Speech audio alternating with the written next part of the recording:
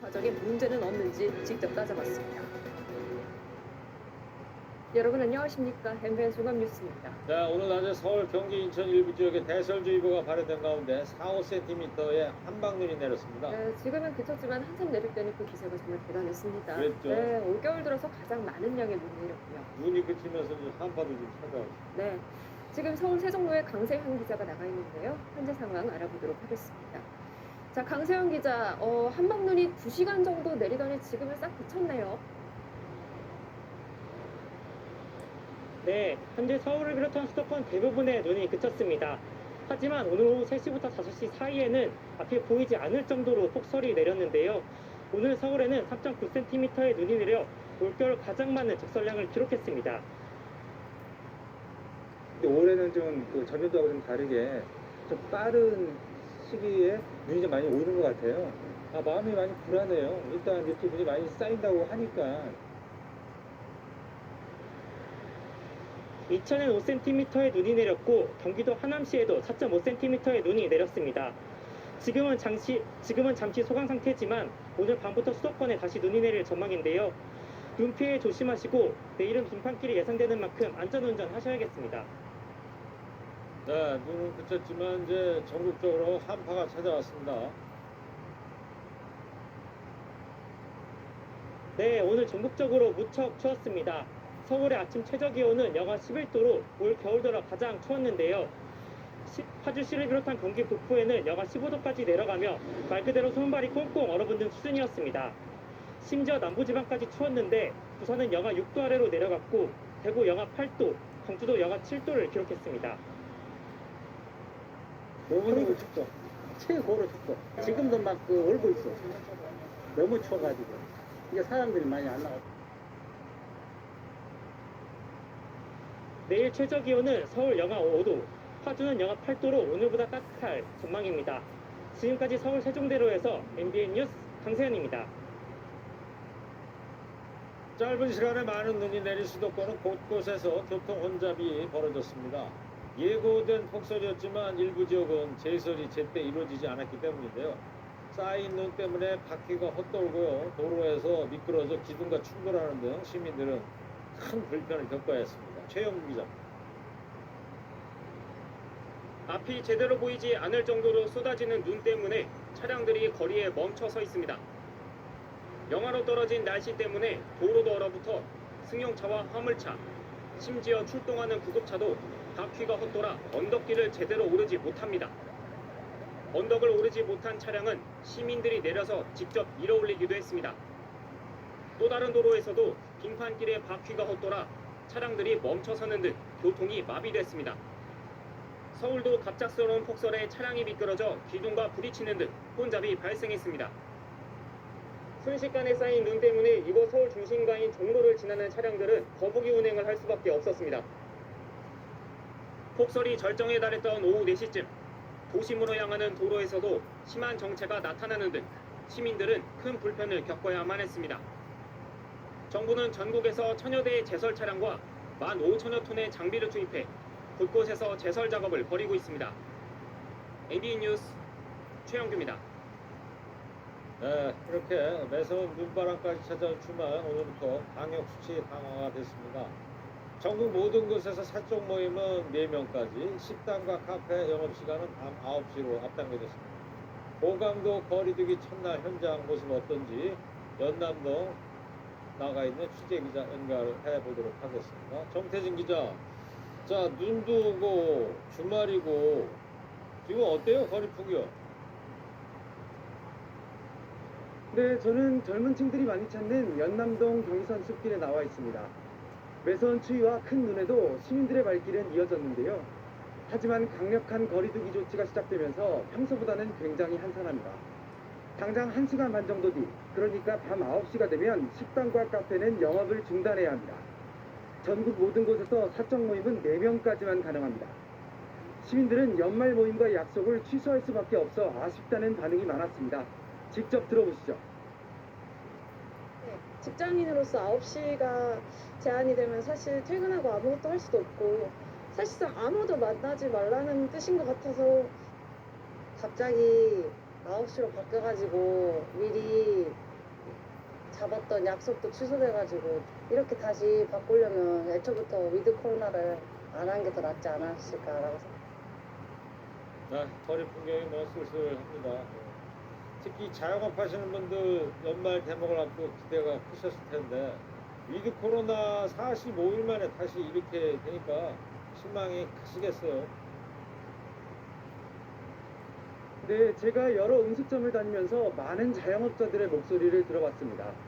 안 그래도 몇 개 없던 예약이 줄줄이 취소됐고 영업시간까지 줄어들면서 연말 장사는 사실상 이제 할 수 없다고 호소했습니다. 아무래도 9시에 영업이 끝나다 보니까 매출이 제일 타격이 크고 직원들도 이제 감축을 시켜야 되는데 펑펑 터지죠, 진짜. 정부가 어제 소상공인 320만 명에게 방역지원금을 100만 원 주겠다고 했지만 이 상황에서 무슨 도움이 되겠냐는 반응도 굉장히 많았습니다. 그렇군요. 자, 그리고 이제 일주일 뒤면 이제 크리스마스인데요. 당장 오늘부터 종교시설 참석 인원도 줄어들게 되는 거죠. 네, 그렇습니다. 종교시설의 방역수칙도 대폭 강화됩니다. 이제 종교활동에서 미접종자가 끼면 시설 수용 인원의 30%까지만 참석할 수 있습니다. 이 경우 최대 인원은 299명을 넘을 수 없고요. 접종 완료자만 참석할 때는 전체 수용 인원의 70%까지 가능합니다. 소규모 종교 공부 모임이나 선교 활동 등도 사적 모임으로 간주해 4명까지만 가능합니다. 미사나 법회, 예배 참석하시는 분들은 이 점을 유의하셔야겠습니다. 또 서울시는 밤 10시 이후 대중교통 야간 운행을 20% 감축합니다. 버스는 오늘부터, 지하철은 24일부터 단계적으로 줄이는 만큼 귀갓길에 참고하셔야겠습니다. 지금까지 서울 연남동 경의선 숲길에서 MBN 뉴스 정태진입니다. 이재명 더불어민주당 대선 후보는 오늘 특별한 일정 없이 코로나19 부스터샷 접종 후에 3차 접종에 적극 동참해달라고 호소했습니다. 또 어려움에 처한 민생 경제를 고려해서 공시가격 관련 제도를 전면 재검토해야 한다는 입장도 밝혔습니다. 조경민 기자. 이재명 더불어민주당 대선 후보가 페이스북에 올린 글입니다. 공시가격 전면 재검토하겠습니다라는 제목의 글에서 과세 표준이 되는 부동산 공시가격 현실화 과정을 늦춰야 한다고 주장했습니다. 집값 폭등으로 인한 부담을 온전히 국민에게 전가하는 것은 공정하지 않다고도 밝혔습니다. 민주당과 정부는 오는 20일 국회에서 공시가격 제도 개선 협의회를 앞두고 있는 상황입니다. 이재명 후보는 이에 앞서 오늘 오전 서울의 한 내과 병원에서 코로나19 부스터샷을 접종했습니다. 코로나19 위기 대응 특별위원회 첫 회의를 열어 백신 부작용의 국가 책임제를 주장한 지 하루 만입니다. 명백히 인과관계가 없다고 증명된 경우야 또 제외하는 게 맞을지 몰라도 그게 아니면 인과관계가 없다는 게 증명되지 않은 경우에는 다 보상하고 책임지는 게 마땅하다고 생각됩니다. 이 후보는 접종 후 본인의 SNS에 변이 확산, 급증하는 위중증 환자로 비상 상황이라며 3차 접종에 적극 동참해달라는 호소문을 남겼습니다. 이 후보는 코로나 방역 강화 방침으로 어제 시작하기로 했던 강원 제주 메타버스 일정을 취소했습니다. MBN 뉴스 조경진입니다. 윤석열 국민의힘 대선 후보가 디지털 플랫폼 정부를 만들겠다며 차기 정부에서는 30대 장관이 많이 나올 것이라고 말했습니다. 아내 김건희 씨의 허위 이력 의혹을 인정하느냐는 기자들 질문에는 답하지 않겠다고 했습니다. 김재우 기자. 윤석열 국민의힘 대선 후보가 선대위 청년 보좌역 공개 모집 면접 현장을 찾았습니다. 청년 지원자들을 격려하며 디지털 플랫폼 정부를 만들겠다고 밝힌 윤 후보는 차기 정부에선 청년 장관이 많이 배출될 것이라고 말했습니다. 30대 장관 한 명이 아니고 이런 시스템 관리를 가장 잘할 수 있는 사람들이 결국은 행정 기초를 맡게 되지 않겠나. 그러면은 뭐 저는 한두 명이 아니라 아마 많이 나올 것으로 생각합니다.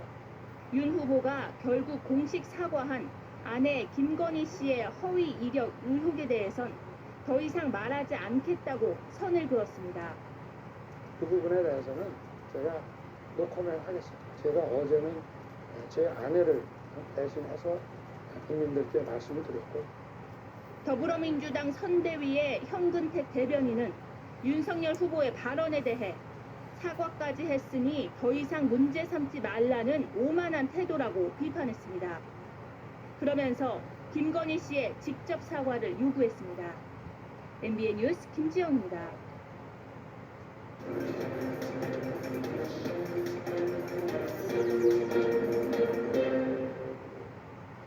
자, 주말에 정치권 뒷소식 정치톡톡 지금부터 정치부 박재환 기자와 함께 이야기 나눠보겠습니다. 박재환 기자, 이번 한 주 이재명, 윤석열 두 후보 본인 이야기보다 그 가족 일로 참 시끄러웠습니다. 네, 말씀하셨다시피 지난달 양강 구도의 본격적인 그 싸움이 시작된 후 가장 시끄러웠던 한 주가 아니었나 싶습니다. 예. 윤 후보 배우자 김건희 씨가 14년 전 수원여대 교수 지원 당시 제출한 경력이 허위라는 의혹을 지난 14일 한 언론사가 보도했고, 결국 어제 윤 후보가 공식 사과를 했고요. 목요일이죠. 김 씨 의혹 제기 이틀 뒤 이 후보 아들 이동호 씨의 불법 도박과 불법 성매매 의혹까지 폭로되며 2차전이 시작됐습니다. 네, 아주 한 주일 아주 간결하게 압축적으로 정리를 한것 같은데, 자, 오늘도 추가로 뭐 여야 공방이 좀 벌어졌습니까? 그래서? 네, 주말인 오늘도 계속됐는데요. 민주당은 김건희 씨의 2003년 삼성미술관 전시 경력 조작 의혹, 또 2007년 수원여대에 제출한 개임산업협회 재직 증명서 위조 의혹을 거론했습니다. 도대체 진실은 어디에 있습니까? 거짓말을 또 다른 거짓말로 덮으려다 보니 메비우스의 띠처럼 의혹만 계속 반복되는 형국입니다. 또 더불어 사과 의향이 있었다고 밝힌 김 씨와 결국 고개를 숙인 윤 후보의 태도도 전방위적으로 공격했습니다. 윤석열 후보는 어제 1분가량의 사과문을 낭독한 후 뒤도 돌아보지 않고 자리를 떠났습니다. 한마디로 개사과 시즌2입니다. 자, 국민의힘에서도 뭐 추가 대응을 내놨겠죠? 네, 추가 대응을 했는데요. 사실 오늘 윤 후보 생일입니다. 그래서 지지자 10명 정도가 국회를 찾아 꽃다발과 케이크도 전했는데, 이와 별개로 국민의힘은 일단 이 후보 아들 이동호 씨에 대해 안타깝지만 평범하다라고 말한 민주당 권인숙 의원에게 특수범죄를 젊은 남성의 일반적 일로 치환하는 비겁한 행태라고 비난했고요. 또 지난 10월 민주당 도종환 의원이 제기한 김 씨 교생실습 경력 허위 의혹에 대해선 정규 교원 기록만 보고 가짜뉴스를 만들었다며 구태 정치의 전형을 보여준다고 말했습니다. 앞서 보신 대로 윤 후보가 오늘 억지 사과 의혹에 대해 더 이상 말을 하지 않았고요. 이번 주 공방은 이렇게 마무리된 셈입니다. 네. 그리고 안철수 후보도 한마디 한 것 같던데요. 네, 안철수 후보도 이제 덧붙였는데요. 국민의당 안철수 대선 후보가 82조 불법 도박 시장에서 아이들을 지켜내겠다며 불법 도박 근절 대책에 관해 수익금 기소 전 몰수 보전, 사이트 차단 시스템 구축 등을 약속했습니다. 네. 자, 이제 뭐 오늘로 대선이 82일밖에 남지 않았는데, 이 국민들이 알아야 될 이 정책 공약, 이건 실정되고 말이죠. 가정일로 에너지를 과도하게 소비하는 거 아닌가 이런 느낌이 들고. 그런데 말이죠. 국민의힘 이준석 대표한테는 왜 지금 불똥이 튀고 있는 거예요? 네, 이준석 대표에게 튄 불똥은 이 후보 아들 이동호 씨가 과거 남긴 마사지 업소 후기 글에서 시작됐는데요. 예. 이 업소에 과거 이준석 대표도 다녀갔다며 허재현 전 한겨레 기자가 SNS에 글을 올렸는데, 그곳에서 은밀하게 유사 성행위가 이루어지는 것도 알고 있다고 한 게 확인이 됐습니다. 이재명 후보 아들이 다녀갔다는 그 마사지샵을 이준석 대표가 갔다는 거예요? 다른 마사지샵을 갔다는 거예요? 네, 이 대표는 다른 마사지 업소를 간 거입니다. 네. 이 해명글도 올렸는데요. 이 대표는 본인 사인이 있는 곳은 퇴폐업소가 아니고 상계동에 있는 타이 마사지 업소라며 인증글을 올렸고, 실제 사인을 남긴 연예인 이름까지도 언급했습니다. 대표 측은 허 전 기자를 허위사실 유포 혐의로 법적 대응을 검토 중입니다. 네, 그렇군요. 자, 그리고 이 박수현 청와대 국민소통수석하고 또 뭐 K방역 실패 이런 이야기들이 나오고 있는데, 이런 얘기 또 뭐예요? 네, 위드 코로나가 실패하고 또 K방역에 대한 비난도 거세지면서 박수현 수석이 K방역은 국민과 의료진이 한 일인데 왜 실패라고 이야기하냐며 의료진은 헌신하고 있다고 인터뷰에서 말한 겁니다. 네. K방역이라고 하면 정부를 보고 자화자찬한다고 합니다. 국민이 한 일이고 의료진이 한 일입니다. 그러면 그 K방역이 성공해야 되지 않겠습니까? 근데 왜 자꾸 실패라고 이야기를 하십니까? 박수현 수석은 뭐 실패 아니다 이런 얘기를 하고 있는데 네티즌들은 이제 어떤 반응을 보이고 있어요? 네, 제가 기사에 달린 댓글을 다 봐보니 부정적인 댓글이 정말 많았습니다. 국민과 의료진 헌신을 방역과 왜 같이 생각하느냐 등의 비난이 많았는데요. 문 대통령이 최근 방역 실패를 인정하기도 했지만 들쭉날쭉하는 정부의 거리두기 대책과 방역 안에 국민 피로도가 이미 너무 높아진 것으로 해석됩니다. 네, 알겠습니다. 여기까지 듣겠습니다. 정치톡톡 박재환 기자였습니다. 네, 다음 소식입니다. 이혼한 아내가 다른 남자를 만난다는 이유로 마부 폭행한 40대 남성이 경찰에 붙잡혔습니다. 신변 보호를 받던 피해 여성은 갖고 있던 스마트워치로 경찰에 신고를 했고요. 개선된 위치 추적 시스템 덕분에 신속하게 공부할 수 있었습니다. 이혁재 기자의 단독 보도입니다. 한 건물 앞에 순찰차 3대가 잇따라 도착합니다. 잠시 뒤 경찰관들이 회색 옷을 입은 한 남성의 양팔을 잡고 차량에 태웁니다. 어제 저녁 6시쯤 인천 계양구에서 이혼한 전 아내가 다른 남자를 만난다며 폭행한 40대 남성 A씨가 붙잡혔습니다. 손님들 중에 한 분이 바깥에 순찰차하고 119 차가 서 있으니까 무슨 일인가 해서 이제 내다봤죠. 순찰차가 2대 있었고 119 차가 앞에 있었고 흉기까지 갖고 있었던 A씨는 경찰에 알리지 못하도록 휴대전화까지 부순 것으로 조사됐습니다. 하지만 신변보호 중이었던 피해 여성은 스마트워치로 신고했는데 A씨는 즉시 출동한 경찰에 의해 현장에서 검거됐습니다. 지난 2일 피해자에게 지급된 스마트워치는 새로운 위치 추적 시스템이 적용됐습니다. 추적 시간은 45초에서 3초 이내로, 오차 범위는 최대 2km에서 50m 이내로 줄었습니다. 그 개선된 시스템으로 초기 위치 추리했던 게 가깝게 잡혀서 신속하게 출동을 했죠. 1, 2km면은 바로 뜨거든요. 인천 계양경찰서는 A씨에 대해 폭행 등 혐의로 구속영장을 신청했습니다.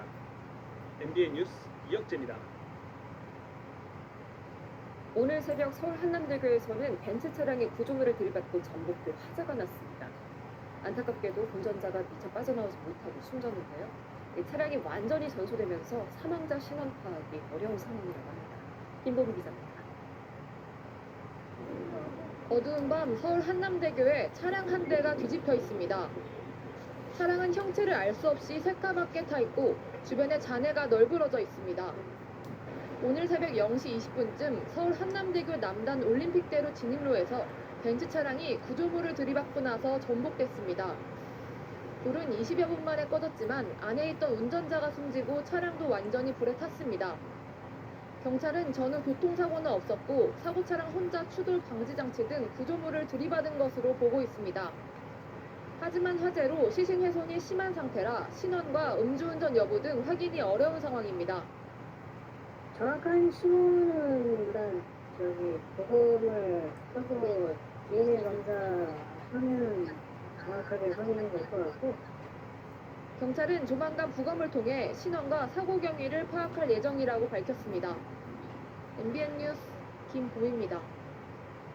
지난 16일 흉악범 조두순의 집을 찾아가서 조 씨에게 둔기를 휘두른 20대 남성이 구속됐습니다.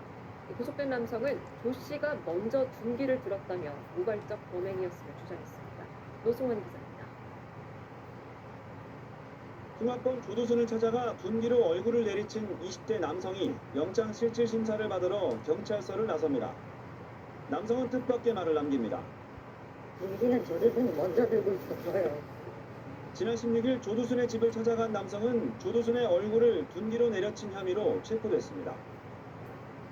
그런데 조두순이 먼저 둔기를 들었고 자신은 그저 싸움 과정에서 둔기를 빼앗아 휘둘렀을 뿐이라는 취지의 주장입니다. 하지만 진위는 따져봐야 합니다. 최초 경찰 조사에서 남성은 화가 나 둔기를 휘두르긴 했는데 구체적 상황은 기억나지 않는다고 했고 조두순은 남성이 집으로 쳐들어와 집안의 둔기를 찾아 먼저 휘둘렀다고 진술했기 때문입니다. 그 부분이 약간 둔기를 지금 엇갈리고 있는 부분입니다. 조사를 더 해봐야겠죠. 법원은 둔기로 사람을 내리친 혐의는 소명됐고 도주 등 우려가 있다며 남성에게 구속영장을 발부했습니다. 경찰은 남성을 상대로 구체적인 사건 경위를 추궁할 예정입니다. MBN 뉴스 노승환입니다.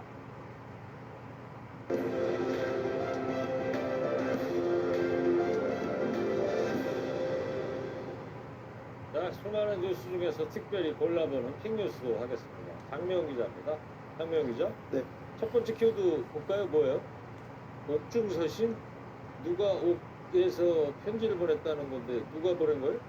네, 현재 서울구치소에서 수감 중인 박근혜 전 대통령의 서신입니다. 박 전 대통령이 수감 중에 받은 지지자들의 편지에 대한 답장을 이렇게 모아서 책으로 출간한다는 소식입니다. 네. 자, 그러면 어떤 내용이 그 책 속에 들어가 있을지 궁금해지네요.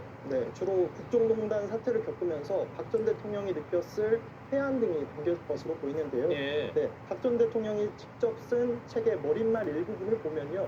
믿었던 주변 인물들의 일탈로 인해 혼신의 힘을 다했던 모든 일들이 적폐로 낙인 찍혔다. 함께했던 이들이 모든 짐을 제게 지우는 것을 보면서 삶의 무상함도 느꼈다고 토로했습니다. 네. 네, 그러면서 누굴 탓하거나 비난하지 않고 모든 멍에는 제가 짊어지겠다고 적었습니다. 지금 책은 나오지 않았는데 저 앞에 모두 내용은 누가 공개를 해준 거예요? 네, 박 전 대통령의 측근으로 알려진 유영하 변호사를 통해서 알려진 것으로 알았습니다. 박 전 대통령 얘기 나온 김에 요새 정치권에서 이런 얘기 나오는데 사면 가능성 어떻게 좀 전망되고 있습니까? 네, 그렇지 않아도 법무부에서 다음 주 20일, 21일 양일간 특별 사면 심사가 열립니다. 박 전 대통령을 포함해 이명박 전 대통령 등 주요 인사가 사면을 받을지 관심사긴 한데요. 네. 이번 특별 사면의 기조가 생계형 사범인 것으로 알려진 점을 고려하면 정치인은 이번 특별 사면에선 제외될 가능성이 큽니다. 네. 다음 키워드 볼까요? 운전 중에 커피 투척을 했다? 네. 뭔 얘기예요? 우선 준비된 영상을 같이 좀 보시면요. 네. 좌회전 전용 차선에 잘못 진입한 차량 한 대가 차선을 바꾸려고 하는 순간 뒷차가 비키라며 경적을 계속 누릅니다. 경적 소리 들리네요. 네. 차선을 바꾸고 나서도 두 차량의 신경전이 계속되는가 싶더니 욕설까지 들립니다. 삐 처리한 겁니까? 네. 네, 급기야 분에 못 이겼는지 커피를 차량 아이고. 앞유리에 그대로 던지기까지 합니다. 커피잔에 그래도 내용물은 안 들어있는 것 같고 아무리 그래도 운전하다가 저렇게 하는 건 아니잖아요. 네, 맞습니다. 아무리 화가 나도 욕설과 쓰레기 투척은 좀 너무했다 이런 반응이 많고요. 반면에 좀 기다려주면 될 것을 경적을 너무 과하게 누른 블랙박스 차주도 잘못이 있다 이런 반응도 그렇습니다. 다음 키워드 볼까요? 네, 다음 키워드 100년 만에 최초로 정했습니다. 뭔데 100년 만에 최초 일이 일어났어요? 네, 미국 최고 미인을 뽑는 미스 아메리카 얘기인데 예. 누가 우승했을 것 같으세요? 가장 뭐 미인이 우승했겠죠. 네, 맞습니다. 네. 대회의 성격부터 먼저 설명을 해드리면요. 이게 예. 1921년에 처음 시작된 대회입니다.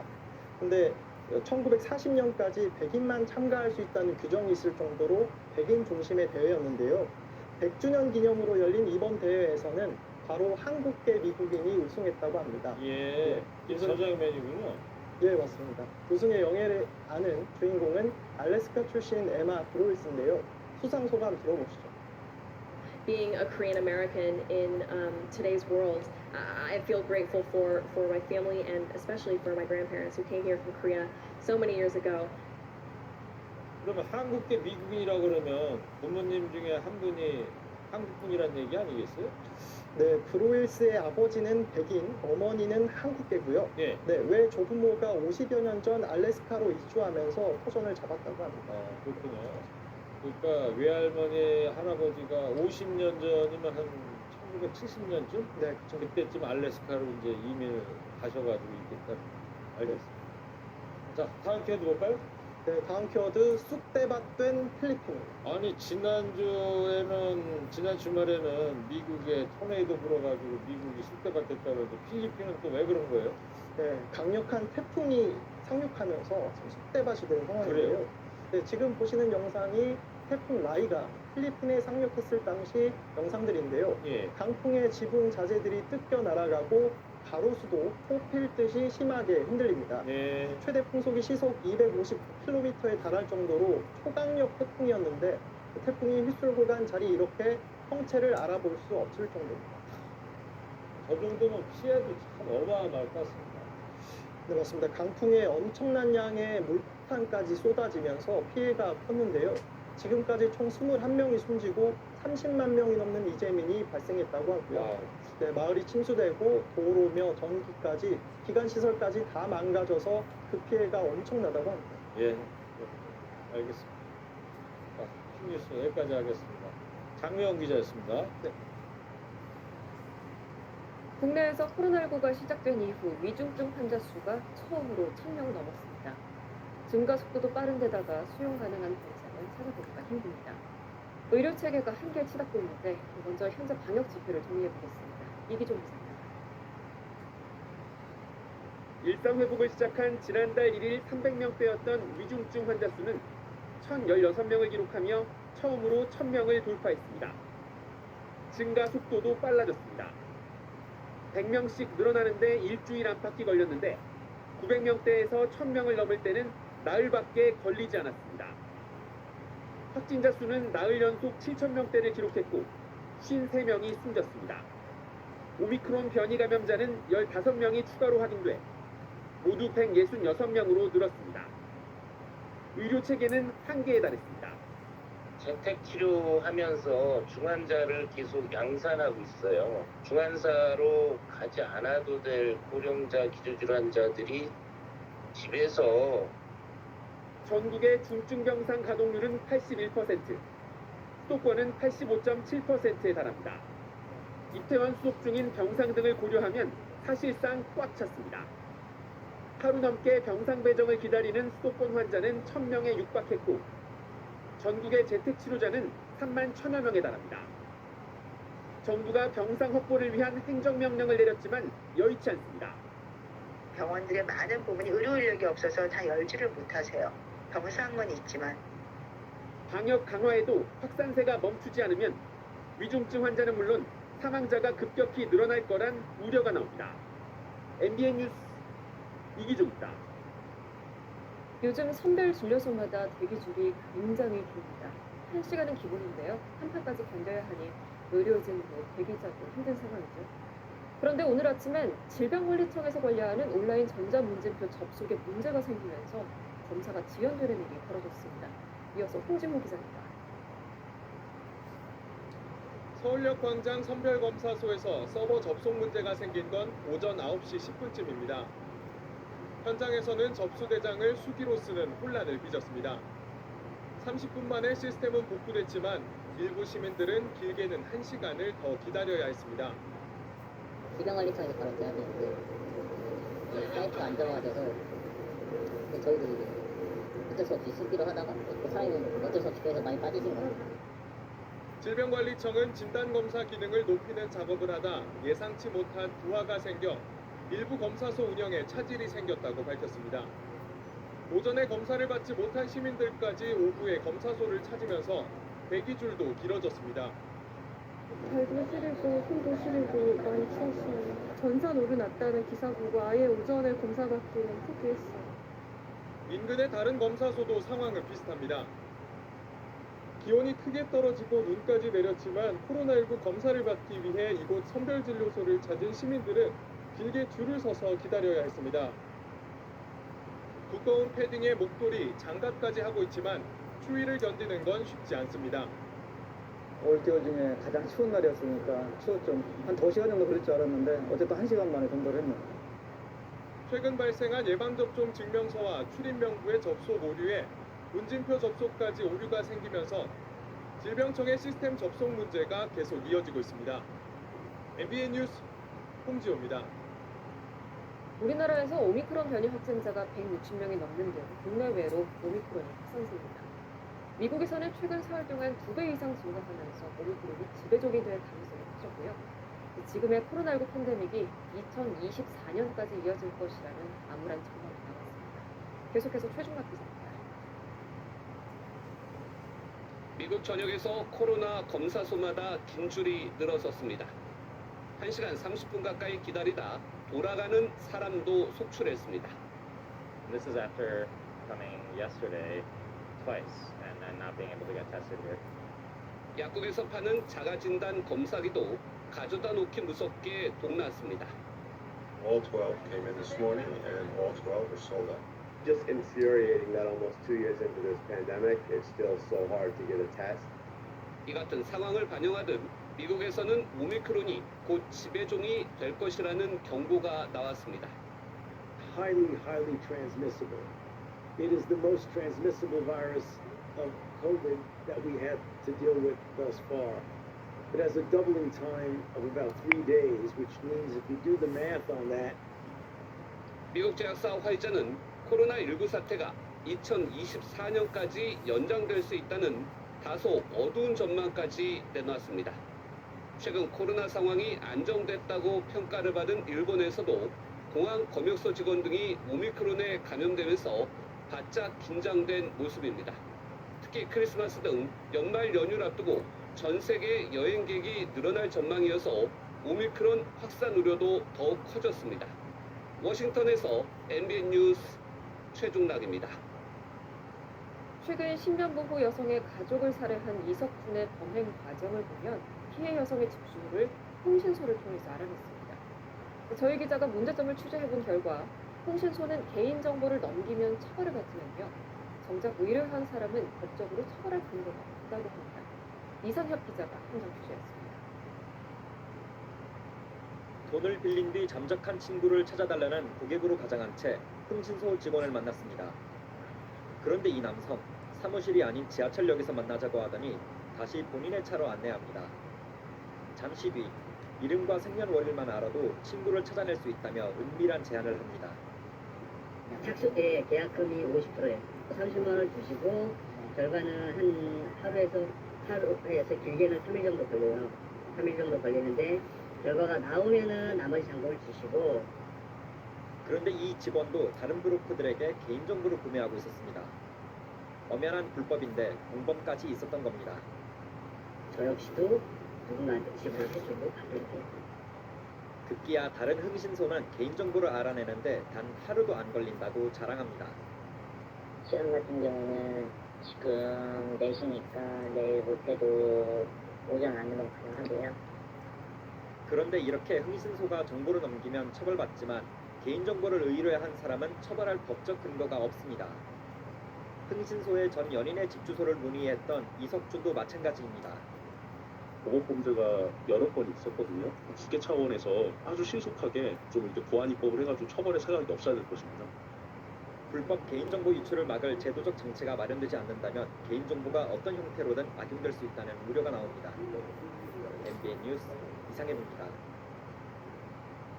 서울의 명소죠. 동대문 디자인 플라자 DDP의 외벽이 이렇게 거대한 미디어 캔버스가 됐습니다. 저녁마다 화려한 빛으로 채워지면서 아름다운 외경을 만들어냈다고 하는데요. 그 모습 잠시 영상으로 만나보시겠습니다. 최희지 기자입니다.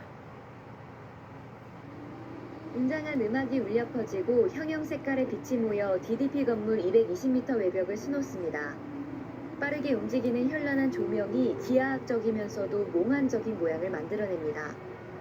신비로운 빛의 형상은 가상과 현실을 오가며 메타버스 세계로 이어지고 서울의 야경과 함께 건물을 밝힙니다.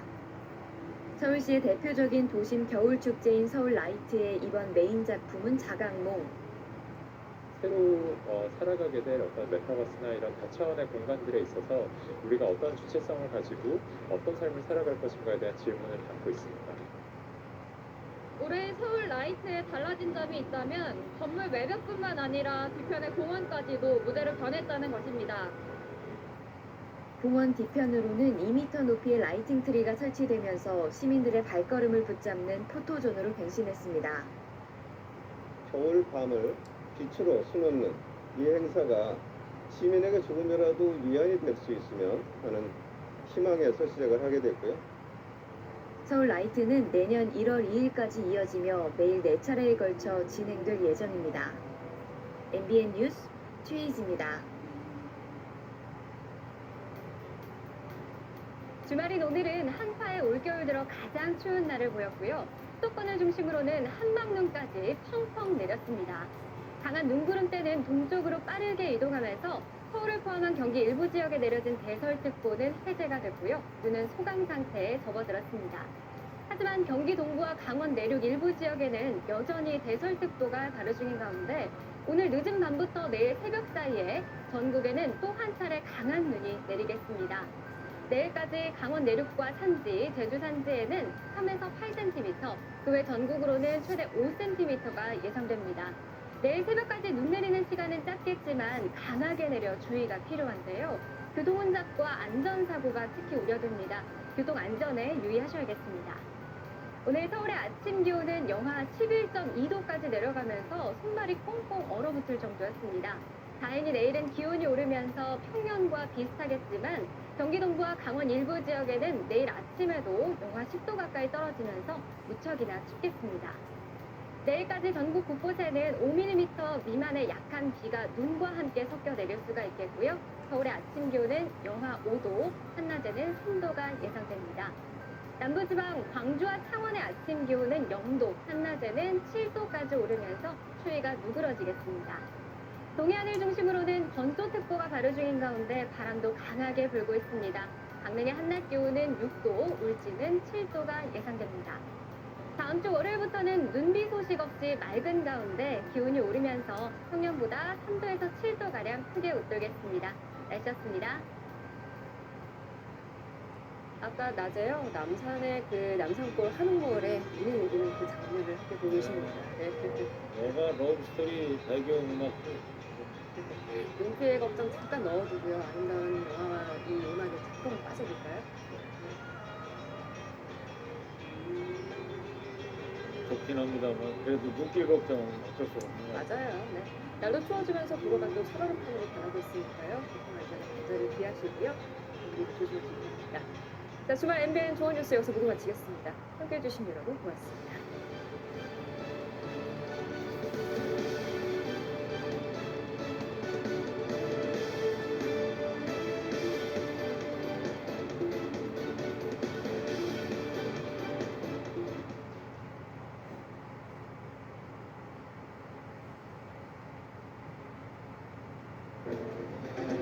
서울과 경기는 수도권 지역에 시간당 4cm의 눈이 짧고 강하게 쏟아졌습니다. 한파 속에 내일 새벽까지 최대 8cm의 눈이 예보돼 빙판길이 예상됩니다. 질병관리청 시스템이 한때 마비되면서 시민들이 선별검사소에서 추위에 떨며 기다려야 했습니다. 위중증 환자는 1000명을 넘었습니다. 민주당 이재명 후보가 백신 추가 접종을 하며 3차 접종에 동참해달라고 했습니다. 국민의힘 윤석열 후보는 청년 보좌역 모집 현장을 찾았습니다. 여당은 윤 후보 처가의 부동산 의혹을, 야당은 이 후보 장남의 의혹을 새로 제기하며 공방을 이어갔습니다. 공수처가 이규원 검사 허위 보고서 사건을 9개월간 수사한 뒤 다시 검찰로 넘기면서 출범 첫 해인 올해 한 건도 기소하지 못할 상황에 놓였습니다. 공수처의 언론 사찰 의혹도 자세히 짚어봅니다.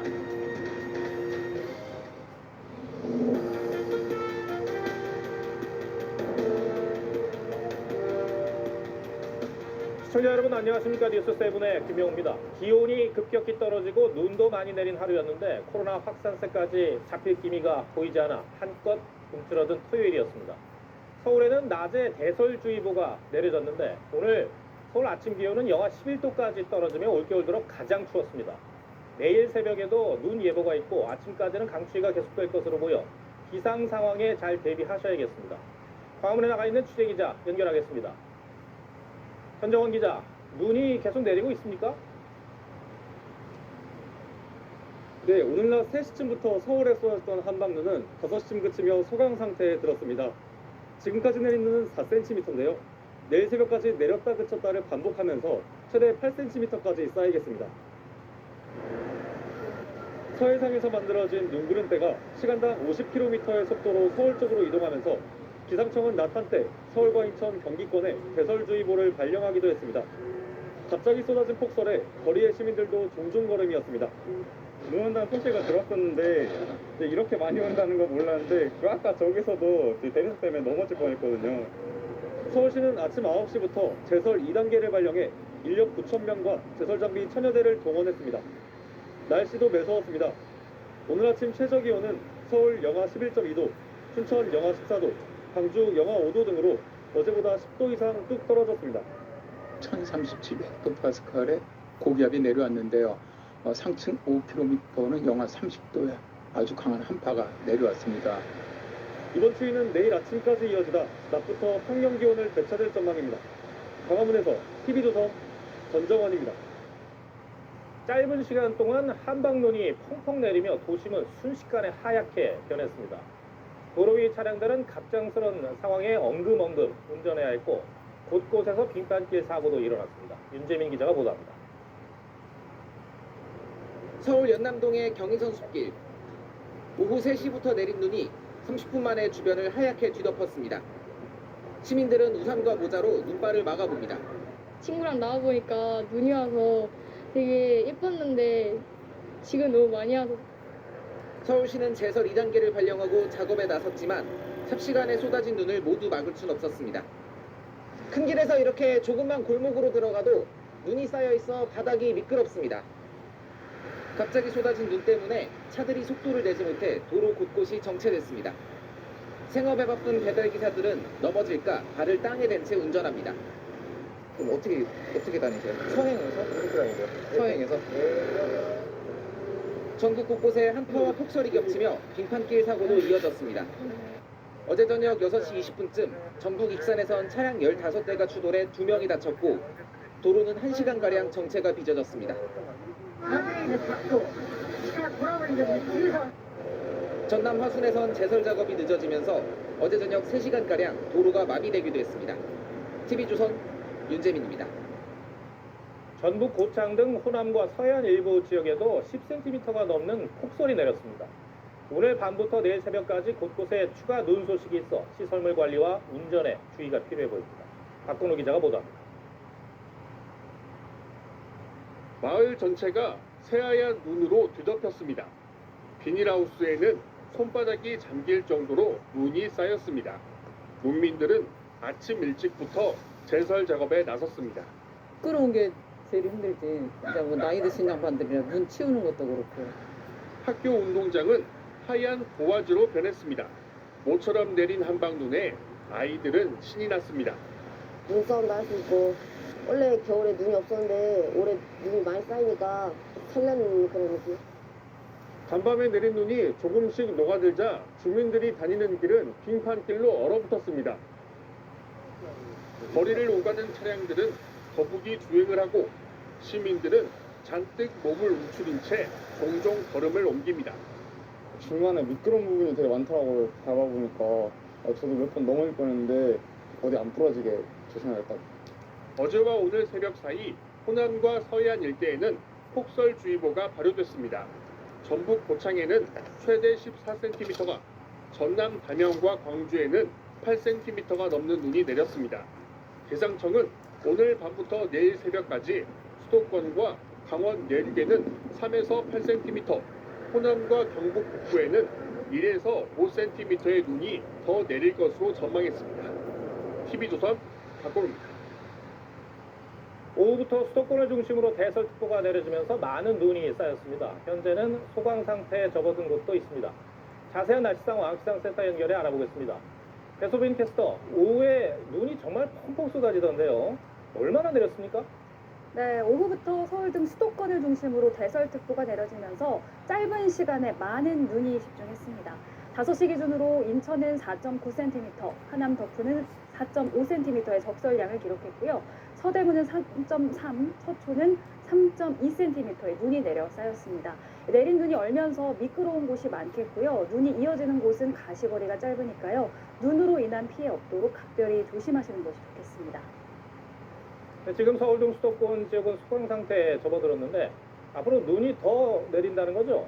네, 맞습니다. 오늘 오후에 수도권에 머물던 눈구름대는 동쪽으로 이동하면서 곳곳으로 소강 상태를 보이고 있는데요. 우선 앞으로 저녁까지는 강원 내륙과 산지를 중심으로 강한 눈이 더 이어질 것으로 보이고요. 여기에 기압골에 동반된 또 다른 눈구름대가 남하하면서 오늘 늦은 밤부터 내일 새벽 사이 수도권과 강원, 충청과 남부, 제주에 가끔 눈이 내릴 것으로 보입니다. 특히 중부 내륙 지역을 중심으로 짧은 시간에 강한 눈이 또다시 집중할 것으로 보여 주의가 필요한데요. 내일까지 강원 내륙과 산지, 제주 산지에는 최고 8cm, 수도권과 충청, 남부지방에는 1에서 5cm 정도의 눈이 내려 쌓이겠습니다. 눈이 내리는 동안 가시거리가 짧아지겠고 도로에 살얼음이 발생해 미끄러운 곳이 많겠습니다. 결빙으로 인한 사고에 유의를 하셔야겠고요. 가급적 개인 차량 이용을 줄이시는 것이 좋겠습니다. 지금까지 대설특보 상황 전해드렸습니다. 코로나 확진자가 가파르게 늘면서 병상 부족이 심각한 상황이라는 점 계속 전해드렸습니다. 위중증 환자가 코로나 사태 이후 처음으로 1000명을 넘었는데 방역 당국이 일반 의료에도 영향을 끼칠 수 있다고 한 바로 그 의료 붕괴선입니다.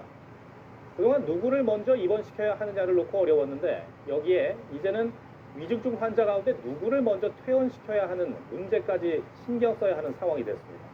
서영일 기자가 보도합니다. 주말에도 선별진료소 앞에 긴 줄이 섰습니다. 오늘 위중증 환자는 45명 늘어난 1016명. 처음으로 1000명을 넘었습니다. 그 뉴스 보니까 위중증 환자가 한 1000명 정도 넘었더라고요. 그래서 그 가족들하고 좀 불안해서 신규 확진자는 닷새 연속 7,000명대, 사망자는 53명 더 늘었습니다. 코로나 중환자는 증상이 나타난 지 20일이 지나면 일반 중환자실로 옮긴다는 게 정부의 방침입니다. 1000명 이상이 된다라고 하면 그 중환자 병상을 이제 더 확보를 해야 되는 상황이기 때문에 그 일반 진료에도 영향을 미칠 수가 있습니다. 다른 사람을 감염시키는 전염력이 20일이 지나면 매우 떨어진다는 이유에서입니다. 하지만 대한의사협회는 반드시 그렇진 않다고 우려합니다. 따라서 코로나 중환자를 일반 중환자실로 옮길 경우 자칫 집단 감염으로 번질 수 있다고 경고합니다. 미국 기준이나 유럽 기준이 병상이 다 1인실이잖아요, 중환자실이. 우리는 전부 90%가 다인실이에요. 진짜 감염 리스크가 있고요. 위중증 환자 1000명이 넘으면서 의료계 전체에 새로운 부담을 안기고 있습니다. TV조선 서영일입니다. 최근 방역 패스 접속 차질로 식당 이용에 불편을 겪는 일이 있었는데 비슷한 일이 오늘도 벌어졌습니다. 오전 한때 질병관리청의 진단검사 시스템에 오류가 생긴 겁니다. 시민들은 눈까지 내리는 강추위에 떨며 길거리에서 시스템이 고쳐질 때까지 기다려야 했습니다. 장윤정 기자가 보도합니다. 질병관리청의 진단검사 전산 시스템 속도가 느려진 건 오전 9시 10분쯤. 긴급 복구 작업을 거쳐 검사 의뢰가 다시 가능해진 건 9시 45분쯤이었습니다. 질병청은 최근 검사 의뢰가 많아져 시스템 속도 개선 작업을 하던 중 과부하가 생겼다고 말했습니다. 대기 시간은 줄줄이 길어져 오후까지 영향을 미쳤습니다. 50분 좀 넘게 기다린 것 같습니다. 이런 상황에서 검사를 받으러 기다리다가 오히려 감기 걸리거나 아니면 오히려 더 걸릴 수도 있지 않나 이런 생각도 들고요. 서울의 또 다른 선별진료소에도 시민 1000여 명이 몰렸습니다. 추위에 발을 동동거리는 남성, 일행들끼리 서로 손난로를 비비는 모습도 눈에 띕니다. 1042번 고객님, 1번 창구로 오십시오. 얇은 천막 안에서 일해야 하는 의료진도 힘들긴 마찬가지. 전기난로 앞에서 언손을 녹입니다. 위중증 환자마저 1000명대에 접어들면서 시민들의 마음은 더욱 불안합니다. 인원이 몇천 명씩 되니까 불안하죠. 불안하고 보통 2시간, 3시간씩 걸려요, 대기가. 최근 방역 패스 접속 차질에 이은 진단검사 시스템 오류가 자칫 방역 당국 신뢰 문제로 이어지진 않을지 우려가 예상됩니다. TV조선 장윤정입니다. 오늘부터 다시 사회적 거리 두기가 강화됐죠. 전국 어디든 4명까지만 모일 수 있고 식당과 카페는 밤 9시까지만 문을 열 수 있습니다. 일상 회복 47일 만에 4단계에 준하는 영업 제한이 재개된 건데 다시 강화된 거리 두기 첫 주말 모습을 신경희 기자가 취재했습니다. 서울 종로구의 유명 음식점 문 앞, 밤 9시까지만 영업한다는 안내문이 붙어 있습니다. 근처 식당들도 한창 장사할 시간이지만 식탁과 의자는 비었습니다.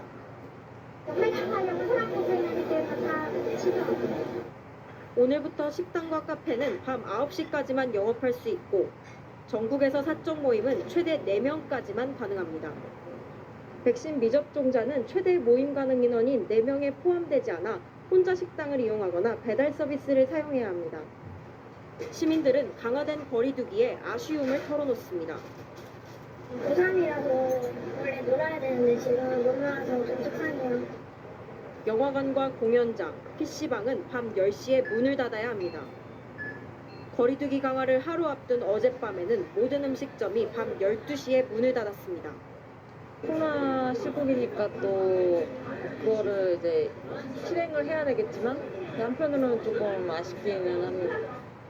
방역수칙을 위반하면 이용자는 10만 원, 사업주는 1차 위반 때 150만 원, 2차 위반 때는 300만 원의 과태료를 내야 합니다. 이번 방역 강화 조치는 내년 1월 2일까지 16일 동안 시행됩니다. TV조선 신경입니다. 미국의 신규 확진자가 며칠째 12만 명을 넘기고 있습니다.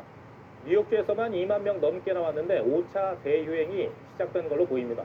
몇 주 내로 미국 전역이 코로나 눈폭풍에 휘말릴 거란 경고가 나왔습니다. 유혜림 기자입니다. 5차 확산을 예견이라도 하듯 이달부터 확대 운영한 이동검사소에 줄이 이어집니다. 뉴욕의 가게들은 결과가 나올 때까지 영업을 못한다는 안내문을 내걸었습니다. It feels very reminiscent of March 2020 for sure. That it's kind of back to where we began initially. 인구 2천만 명인 뉴욕주에서만 2만여 명이 새로 감염됐습니다. 역대 최다입니다. 미국 41개 주에서 오미크론이 확인됐습니다. 전문가들은 델타와 오미크론 두 종류 변이가 동시에 퍼지는 코로나 눈폭풍을 경고했습니다. I think we're really just about to experience a viral blizzard. We're going to see millions of Americans are going to be infected with this virus.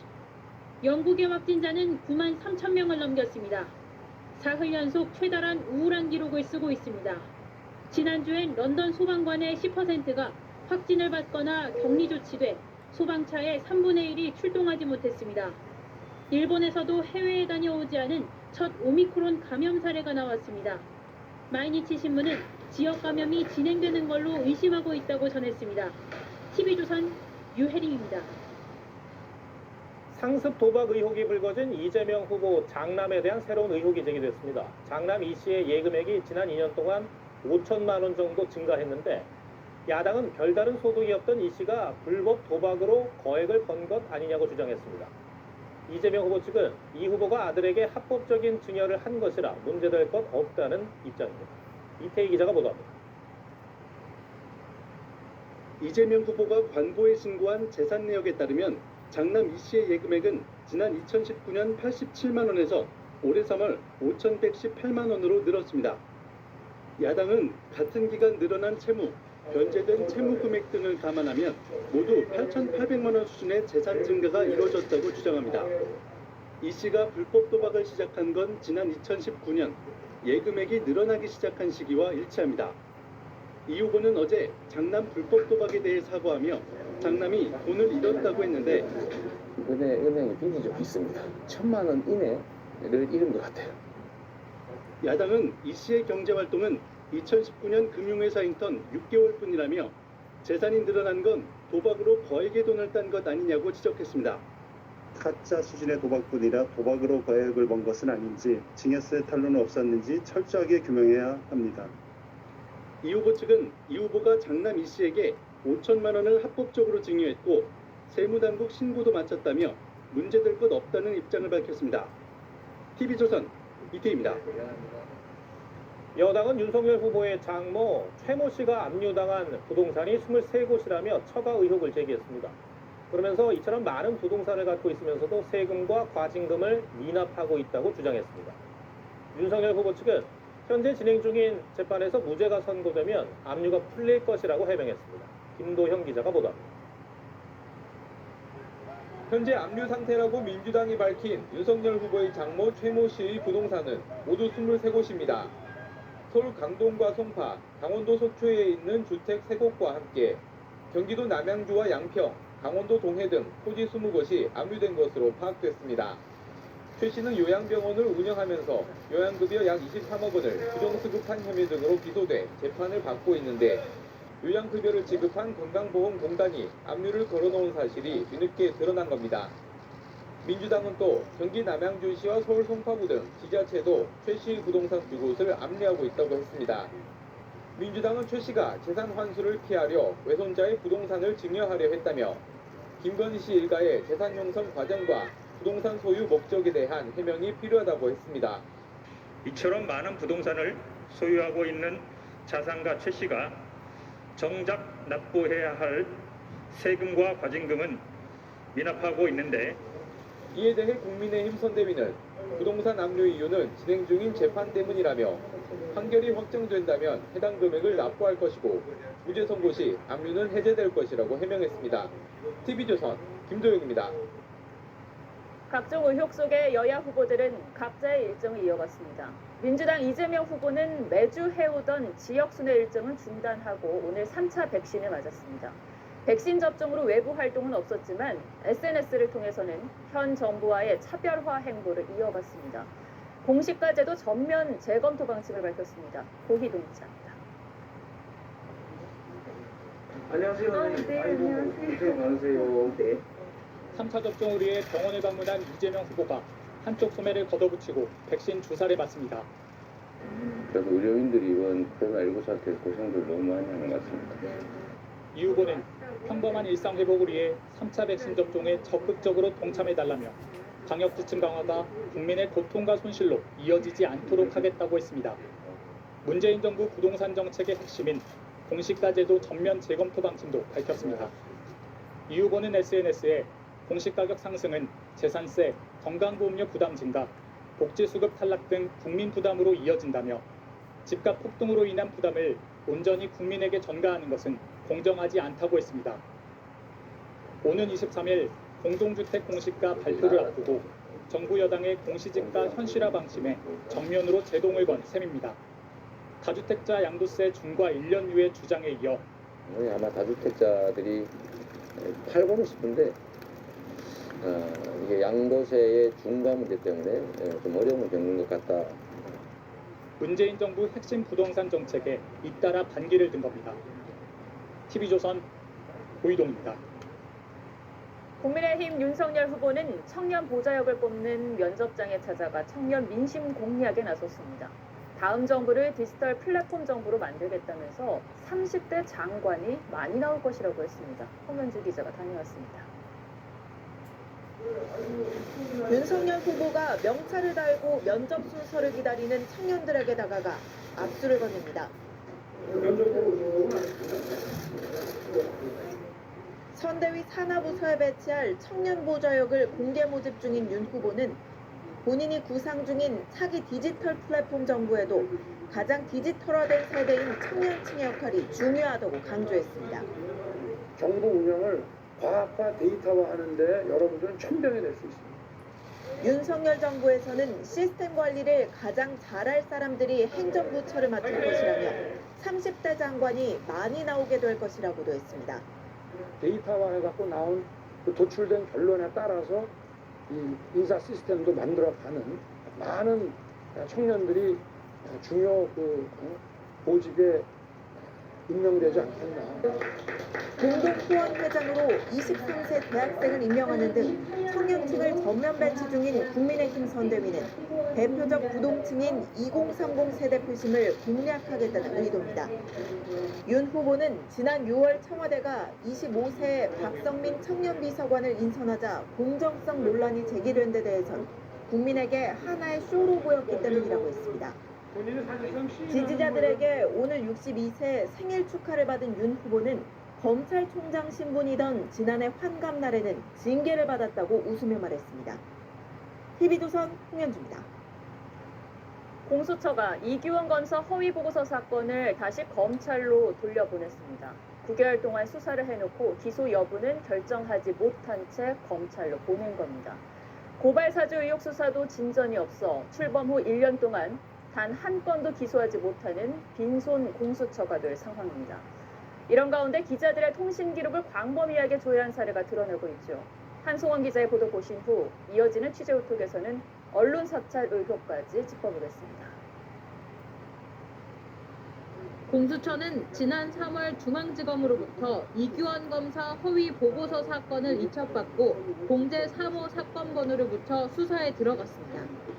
9개월 동안 이 검사를 3번 소환했고 7월엔 이 검사와 공모한 의혹이 있는 이광철 당시 청와대 비서관의 집을 압수수색하고 청와대로부터 자료를 제출받았습니다. 하지만 공수처는 이 검사 등을 재판에 넘길지를 결정하지 못한 채로 다시 사건을 검찰로 돌려보냈습니다. 기소 여부에 대한 의견서도 첨부하지 않은 것으로 전해집니다. 공수처 수사 3부는 해당 사건을 마무리 짓고 같은 사건을 수사 중인 검찰과 협의를 거쳐 이첩을 결정했다고 설명했습니다. 법조계에서는 출범한 지 1년이 다 된 공수처가 한 건도 재판에 넘기지 못하더니 기소권을 검찰에 반납한 것이냐는 비판이 나옵니다. 부장검사 출신 변호사는 불기소하려니 여론이 걱정되고 기소하려니 정권의 눈치가 보이는 것이라고 꼬집었습니다. 한편 공수처는 고발 사주 의혹과 관련해 손준성 검사 입원 등으로 추가 조사를 못하고 있습니다. 손 검사를 재판에 넘기면 공수처의 일부 기소 사건이 됩니다. 공수처 관계자는 연내 처리 방안 등 여러 가지 안을 두고 논의 중에 있다고 했습니다. TV조선 한송원입니다.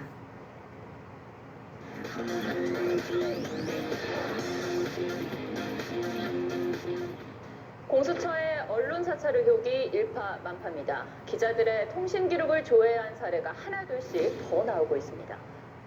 이른바 에스코트 조사를 받은 정황입니다.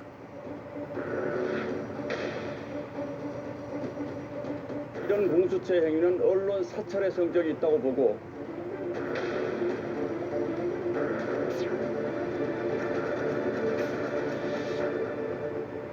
네, 이 기자, 공수처가 통신 기록을 조회한 언론사가 TV조선만은 아니었네요. 조선, 중앙, 동아일보, 문화일보, 헤럴드경제, 연합뉴스 등 아직 결과를 기다리고 있는 것까지 합치면은 횟수는 훨씬 더 늘어날 것으로 보입니다. 공수처도 이에 대해서 곧바로 해명을 내놨죠. 저희가 따로 정보 공개 청구를 했을 때는 업무상 비밀 누설 사건과 관련해서 대상자들의 통화 기록을 확인했다 이렇게 설명을 했습니다. 해당 피의자가 누군지 또 어떤 사건과 관련해서 기자들이 통신 조회 대상이 됐는지는 밝히지 않았는데 정확히 밝힌 건 없는 상황인 거네요. 네. 이 기자도 통신 기록 조회 대상에 포함이 됐죠? 네, 그렇습니다. 그 사실을 알았을 때 어떤 생각이 들었습니까? 좀 당황했던 게 사실입니다. 저희 TV조선이 공수처가 이성윤 지검장에 대해서 황제 에스코트 조사를 했다는 CCTV를 보도했을 당시에 제가 정당한 취재를 했는데도 그때도 사실 기자 사찰 논란이 있었고 법조로 계속 출입해야 하는 기자로서 굉장히 위축되는 느낌이 있었는데 두 번째로 또 이런 일이 있으니까 상당히 당황할 수밖에 없었습니다. 이 기자가 말한 대로 지금 여기에 보이는 황제 에스코트 조사 취재를 하면서 이달의 기자상까지 받았는데 공교롭다고 해야 될까요? 이 취재를 같이 한 기자들도 다 대상에 올랐죠? 저희 TV조선 같은 경우에는 타회부장부터 선임 데스크 그리고 현장 취재기자, 법원 출입기자인 저까지 같은 목적으로 조회를 당했는데 이들 모두와 같은 목적으로 통화를 한 그 고위공직자가 누구냐는 게 의문이 일단 들고요. 그렇다면 정확하게 말해서 언론사 취재기자만 통신 기록을 조회했다고 봐야 됩니까? 그렇지 않다는 게 지금 문제가 되고 있습니다. 저희 회사의 법조계를 취재하는 영상 촬영 기자 역시 공수처가 가입자 조회를 했고요. 또 제 지인인 한 외교가 인사도 통신 조회를 당했습니다. 그분들한테 물어봤을 때는 자신들은 그런 사람들과 통화한 적이 없다라고 이야기를 했습니다. 이채원 기자 통화한 제3자도 조회를 당했다라는 이야기잖아요.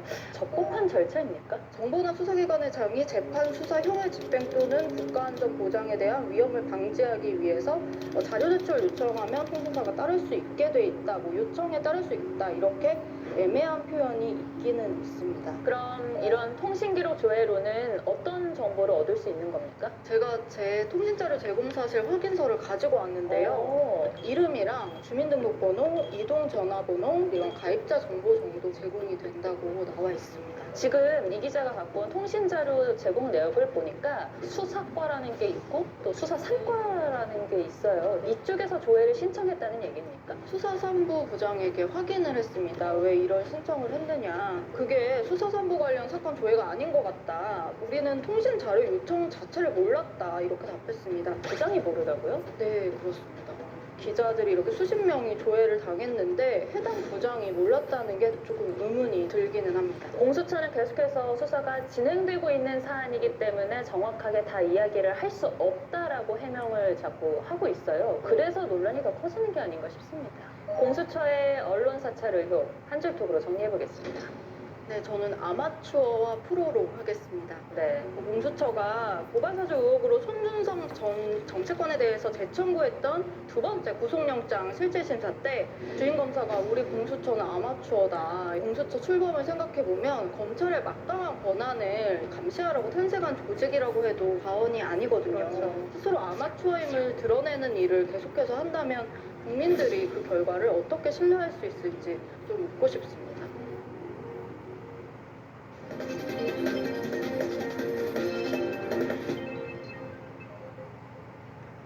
네, 지난 겨울 조류 인플루엔자 여파로 한 판당 10,000원까지 올랐던 계란값이 이제 겨우 진정되나 싶었는데 다시 들썩이고 있습니다.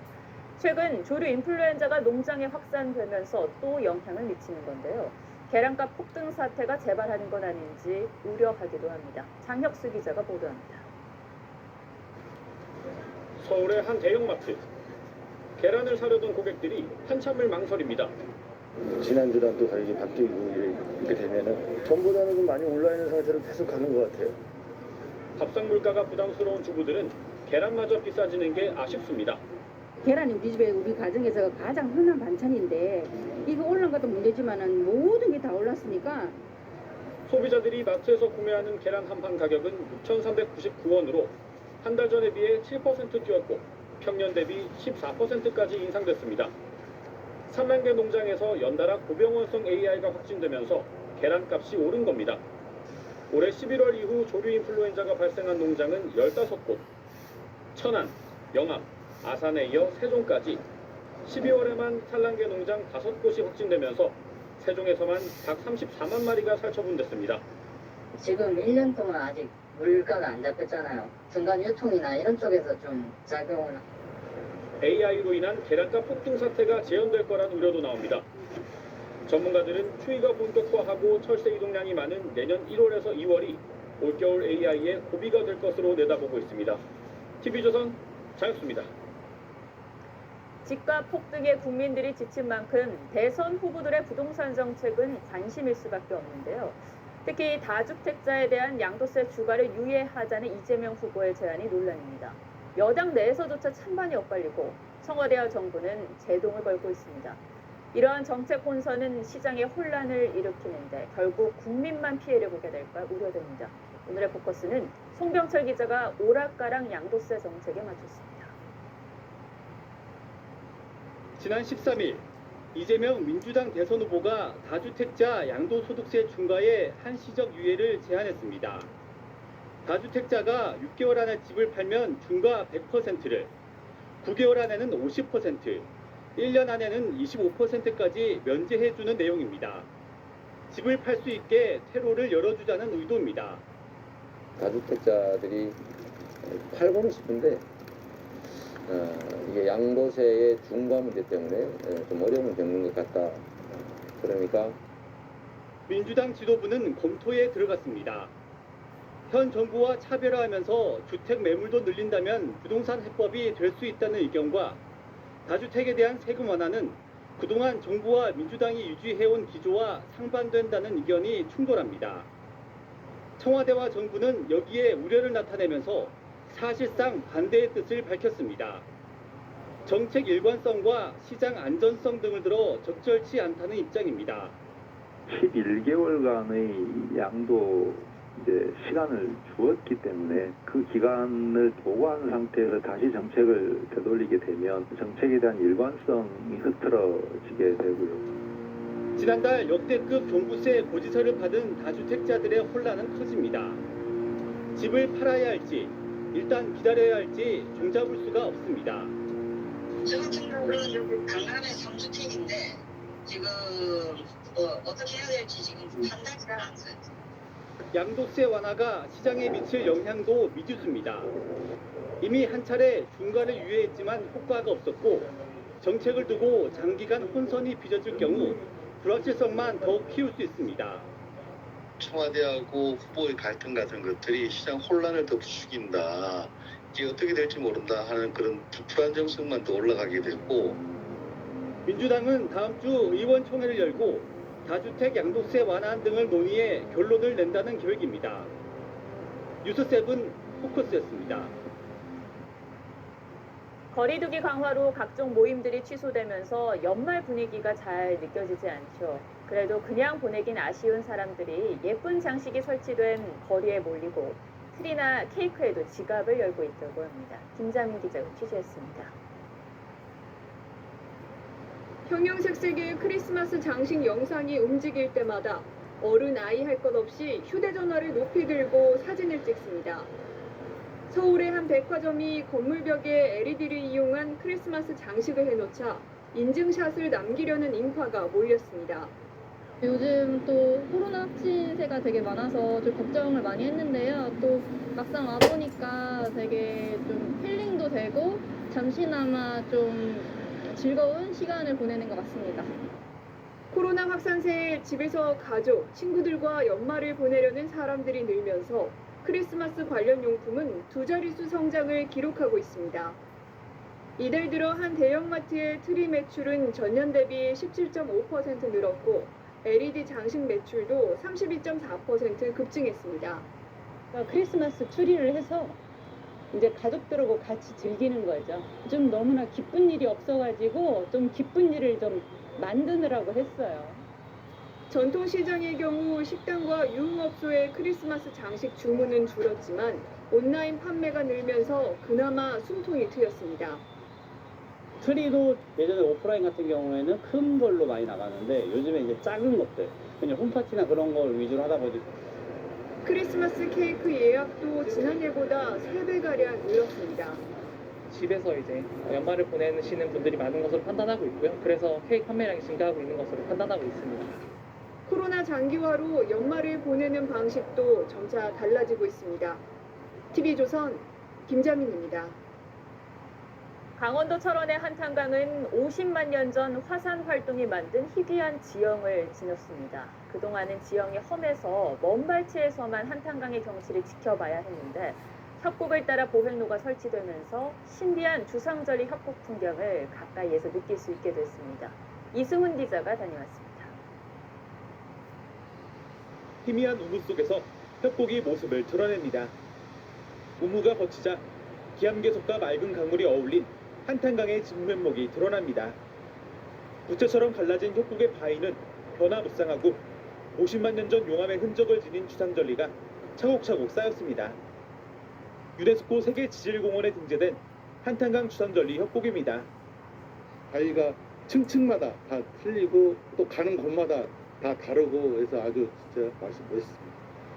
한탄강에 길이 3.6km짜리 보행로가 개통됐습니다. 협곡에 만든 잔도에 들어서면 한탄강 주상절리 협곡을 더 실감나게 감상할 수 있습니다. 발 아래로 높이 35m에 이르는 협곡이 펼쳐지고 협곡을 병풍처럼 둘러싼 주상절리는 마치 손에 잡힐 듯 가까이 다가옵니다.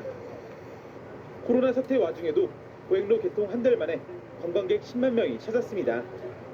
유일하게 내륙에 이게 화산 지역의 주상 전립이 형성된 곳이라고 있더라고요. 저희들 안개에 끼었을 때는 미지의 세계로 들어가는 느낌? 만물이 소생하는 봄, 물줄기가 시원한 여름, 단풍이 어우러진 가을, 얼음 왕국으로 변하는 겨울까지 계절마다 색다른 매력을 지닌 한탄강이 우리 곁으로 한 발 더 가까이 다가왔습니다. TV조선 이승훈입니다. 문재인 대통령은 탈원전을 추진하면서 태양광과 풍력을 대체 전력으로 키워왔습니다. 이를 위해 세계 최대 규모의 새만금 태양광 사업을 추진해 왔는데 감사원 감사 결과 면허도 없는 업체에 설계를 맡긴 것으로 드러났습니다. 권은영 기자 리포트 전해드리고 뉴스야 이어가겠습니다.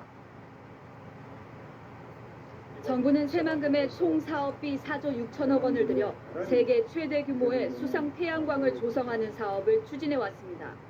정부는 재생에너지 산업을 통한 좋은 일자리 창출에도 지원을 아끼지 않을 것이며 사업 추진을 위해 한수원은 2018년 12월 현대글로벌과 특수목적법인을 설립합니다. 감사원은 어제 전력기술관리법상 종합설계업 또는 제1종 전문 설계업을 보유한 업자에 사업을 맡겨야 하는데 현대글로벌은 2019년 4월 사업 수주 당시 설계업 면허도 없는 무자격자라고 밝혔습니다. 또 200억 원이 넘는 이 사업은 법률상 공개 입찰을 해야 하는데 한수원은 공고도 내지 않고 현대글로벌과 228억 원짜리 비공개 수의 계약을 맺었다고 밝혔습니다. 현대글로벌은 이 사업을 그대로 S사에 하도급을 줘 33억 원의 이익을 봤습니다. 전문가들은 사업 추진 과정에 특혜와 불법이 의심된다고 지적합니다. 비리의 가능성이 내재된 사업이 얼마나 성실하게 수행되었겠는가. 태양광 설비의 내구성이라던가 효율성이라던가 전혀 신뢰할 수 없는 거죠. 감사원이 사업을 주도한 한수원 간부 3명은 그대로 둔 채 특수목적법인만 경찰에 신고한 데 대해선 꼬리 자르기 아니냐는 비판이 나오지만 감사원은 관계 법령에 따라 조치한 것이라고 해명했습니다. TV조선 권은영입니다.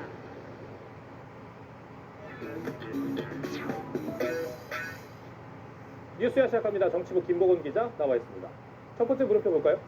네, 첫 번째 물음표는 이재명, 바이든의 부정 따라잡기입니다. 이재명 후보와 미국 바이든 대통령이 무슨 연관이 있습니까? 네, 있습니다. 바로 대선 때 자식 문제로 곤혹스러웠다 이런 점입니다. 이재명 후보는 최근이었죠. 장남의 불법 도박 의혹에 대해서 인정하고 사과를 했고요.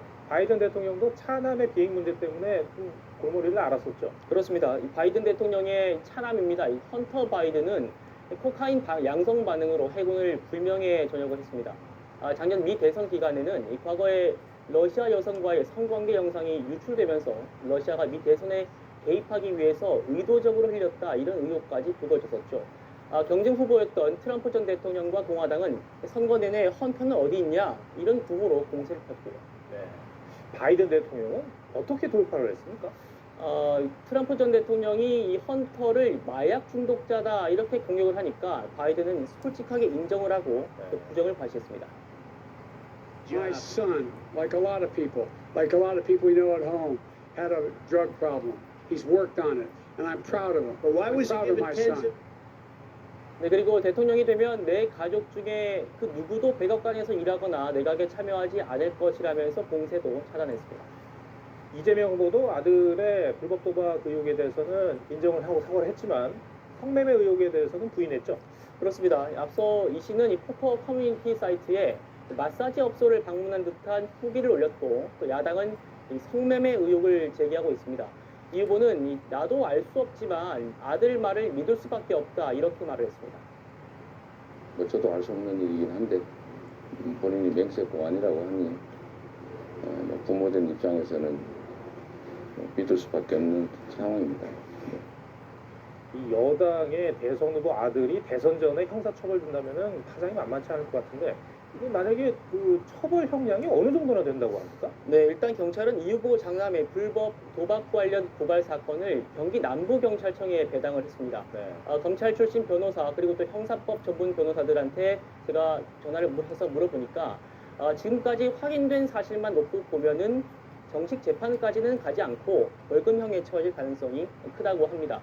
왜냐하면 먼저 첫 번째로 초범인데다가 또 도박장을 개설하는 정도까지 적극적으로 하지 않았기 때문이라는 건데요. 이보 캠프는 어떤 처벌도 피하지 않고 받겠다 이런 입장이지만 이 처벌 수위가 만약에 낮게 나올 경우에 또 여론의 역풍을 신경 쓰는 분위기입니다. 그렇군요. 네. 첫 번째 물음표 정리해 주시죠. 네, 첫 번째 물음표 이재명 바이든의 부정 따라잡기의 느낌표는 정직이 최선의 방어로 하겠습니다. 네. 이보 측은 애초 불법 도박 시점을 2020년까지라고 했다가 저희 TV조선이 이달 8일까지 도박을 했었지 않냐 이런 사실을 확인을 요청하니까 뒤늦게 최근까지 했다 이렇게 정정을 했습니다. 바이든이 아들 문제를 딛고 승리할 수 있었던 이유로 미국 언론들은 솔직한 인정과 또 후속 조치를 꼽고 있는데요. 이 후보 측도 이 점을 유의 깊게 봐야겠습니다. 알겠습니다. 두 번째 물음표는 뭡니까? 네, 두 번째 물음표는 윤석열은 조국과 다르다로 하겠습니다. 윤석열 후보의 부인 이 허위 이력 기재 논란과 또 이 조국 전 장관의 딸 스펙 이걸 한번 비교해 보겠다 이런 얘기 같네요. 예, 그렇습니다. 이 여당에서는 윤 후보 부인 김건희 씨의 허위 이력 논란과 또 윤 후보가 검찰총장 시절에 검찰이 수사했던 조국 전 장관 딸의 7대 허위 스펙이 뭐가 다르냐 이렇게 공세를 펴고 있습니다. 윤 후보 측은 그 조국 가족권은 정수에 산정되는 표창장을 위조해서 제출해서 합격을 한 것이고 김건희 씨의 경우에는 표현을 부풀린 것뿐이다. 그래서 채용에는 아무런 영향이 없다. 전혀 다르다 이렇게 반박을 하고 있습니다. 이런 논란에 대해서 윤 후보와 또 당시에 조 전 장관의 대응은 어떻게 비교를 해볼 수가 있을까요? 예, 윤 후보는 부인의 허위 이력 논란이 처음 제기된 지 이틀 만에 송구하다고 사과를 했습니다. 하지만 이 미진하다 이런 지적이 나오니까 다음 날 정식적으로 공식 사과를 했습니다. 여하를 불문하고 경력 기재가 정확하지 않고 논란을 야기하게 된 것 그 자체만으로도 제가 강조해온 공정과 상식에 맞지 않는 것임을 이 사흘 만에 사과를 한 게 늦었다 이런 건가요? 그것보다는요, 이 앞서 이틀간 윤 후보가 보였던 반응에 대한 그 지적들이 많습니다. 사실관계를 확인하는 게 먼저다. 또 공식 사과나 비공식 사과가 따로 있냐? 여당의 기획공세다. 이런 반박성 답변을 윤 후보가 내놨었는데요. 그러니까 바로 민주당이 이제 항의인지 해명인지 또 이게 사과인지 국민은 몹시 헷갈린다. 이렇게 비판을 했습니다. 국민의힘 내부에서도요, 김건희 씨의 허위 이력 의혹은 오래전에 제기됐던 리스크인데 문제가 불거진 뒤에도 선대위가 제대로 대응을 못하고 있다, 유왕좌왕하고 있다 이런 비판이 나왔습니다. 당내에서도 윤 후보의 대응 방식이 문제 제기를 한 거네요. 그렇습니다. 제가 캠프의 내부 얘기를 들어보니까요, 윤 후보는 줄곧 곧바로 사과하기보다는 사실관계를 확인한 뒤에 사과해야 한다 그런 쪽이었다고 합니다. 그러다가 김종인 총괄선대위원장을 비롯해서 참모들이 사과를 빨리 하는 게 좋겠다 이렇게 조언을 했고 여론도 불리하게 흘러가면서 결국 사과를 했다는 전언입니다. 특히 조국 전 장관이 이 검찰의 과잉 수사를 주장하면서 부인으로 하다가 더 큰 국민적 비판을 받은 것도 작용을 했다고 합니다. 검찰이 왜곡하고 과장한 혐의에 대해서 검찰은 이런 막강한 권한을 남용해 왔습니다. 두 번째 물음표도 정해볼까요? 네, 두 번째 물음표. 윤석열은 조국과 다르다의 느낌표는 사과의 기술로 하겠습니다. 협상 전문가들은요, 위기관리의 원칙으로 속도가 먼저다, 또 진짜 사과를 해야 한다, 거짓말하면 안 된다 이렇게 조언을 하고 있습니다. 가족 관련 의혹이 어느 대선보다 많은 만큼 윤 후보나 이재명 후보 모두 사과를 제대로 잘하는 게 승리로 가는 길이라는 지적이 나오고 있습니다. 네, 김보건 기자 오늘 설명 잘 들었습니다.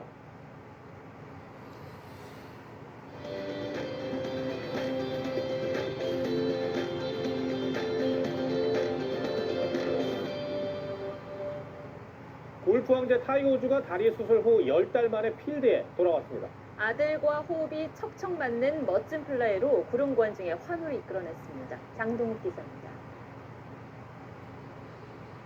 Please welcome to the tee from Jupiter Island, Florida, major champion and World Golf Hall of Fame member Tiger Woods. 끔찍했던 차량 전복 사고 후 10달 만에 돌아온 황제를 반긴 건 구름 관중이었습니다. 홀 바로 옆에 붙는 정교한 어프로치 샷은 물론 간결한 퍼팅도 여전했습니다. 함께 플레이한 아들 찰리 우즈도 이글이 될 뻔한 멋진 샷으로 응수했습니다. 아버지와 빼닮은 깔끔한 퍼팅에 우즈도 대견하다는 듯 환하게 웃습니다. 부자가 척척 호흡을 맞추며 기분 좋게 라운드를 마무리했습니다. No, it was an awesome day. It was just awesome to be back out here playing and be out there with my son, and we just had an absolute blast. 피나는 재활로 복귀했지만 아직 통증으로 카트를 타고 다니는 만큼 당장 정규 대회 출전은 어렵습니다. Even days where I didn't feel very good, we still worked on something. So every day there was never a day off the entire time. I couldn't walk this golf course even right now. Even it's flat, I don't have the endurance. 이례적으로 프로암 대회를 생중계할 만큼 현지 열기는 뜨겁고 여자 세계 랭킹 1위 넬리 코다 등 함께하는 동료들도 설레는 마음을 드러냈습니다. Also, playing right in front of Tiger Woods is pretty cool too. I'm not gonna lie, but he's done so much for the game of golf. We wouldn't be where we are nowadays without him. I mean, he. 화려하게 복귀한 골프 황제. 내일 PNC 챔피언십 본무대에서 아들과 함께 또 한 번 멋진 샷에 도전합니다. TV조선 장동욱입니다.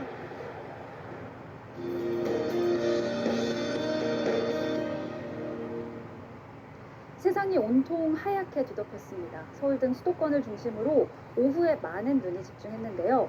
강한 눈을 몰고 온 눈구름대는 동쪽으로 물러가면서 수도권은 현재 소강 상태를 보이고 있고요. 강원 내륙과 산지에 눈이 내리고 있습니다.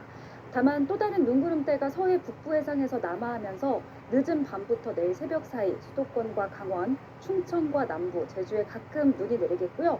또다시 수도권과 중부지방을 중심으로 짧은 시간에 강한 눈이 집중할 것으로 보입니다. 내일까지 강원 내륙과 산지, 제주 산지에는 최고 8cm의 눈이 내려 쌓이겠고요. 수도권과 충청, 남부와 제주에는 1에서 5cm 정도의 눈이 내리겠습니다. 눈이 내리는 지역으로 가시거리가 짧아지겠고 도로가 미끄럽겠습니다. 결빙으로 인한 사고에 주의를 하셔야겠고요. 가급적 대중교통을 이용하시는 것이 좋겠습니다. 기온 보겠습니다. 내일 아침 기온 서울 영하 5도, 청주 영하 2도로 출발해서 낮 기온은 서울 3도, 청주 5도, 대구 6도, 부산은 8도까지 올라 평년 수준을 보이겠습니다. 다음 주에는 눈비 소식 없이 대체로 맑은 날씨가 이어질 것으로 보입니다. 날씨였습니다. 죄송하다는 말씀 다시 한번 드리고 깊이 사죄드립니다. 국민 여러분께 심려를 끼쳐드려 죄송합니다. 이번 주 국민들은 여야 대선 후보가 고개 숙이는 모습을 연이어 봐야 했습니다. 서로의 사과가 진정성이 없다며 삿대질을 주고받는 소리까지 들어야 했죠. 두 후보 모두 가족 의혹에 국정 능력 불안까지 겹치면서 역대급 비호감 대선이라는 평가가 나왔고 수치로도 드러났습니다. 각 후보의 비호감도가 절반이 넘습니다. 국민들은 코로나로, 부동산 문제로, 또 취업 한파로 먹고 살기도 힘든데 이 민생 위기를 타파해줄 후보가 아니라 덜 나쁜 후보, 덜 싫은 후보를 뽑아야 하니 투표장으로 향할 발걸음이 벌써부터 무겁습니다. 시청해주셔서 고맙습니다.